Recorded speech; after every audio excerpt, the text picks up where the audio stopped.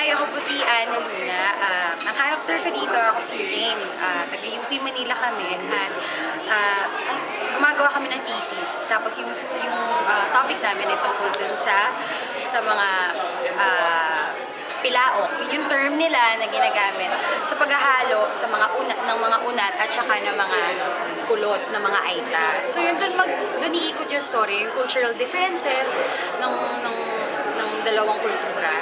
And love story siya. Love story ng dalawang aita na eventually may mamimit siya na babae na magkakasagonfront siya na ito ba talaga ay tunay na pag-ibig o ano man. Tapos dito kasi sa film na to, may until now, ginagawa pa rin ng mga aita yung traditional nila na marriage setup.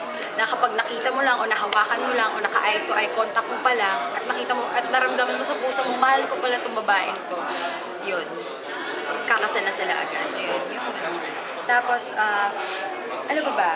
Ayun, film to by Zig Dulay. Sobrang saya na katrabaho si Direk Zig. Kasi ngayon ko lang din talaga siya naka-work.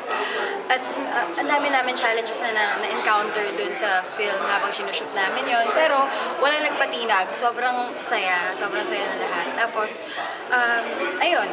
Kaya iniimbitahan ko po ang lahat na manood ng Paglipay sa July na po yan, directed by Zig Dulay. Maraming salamat po.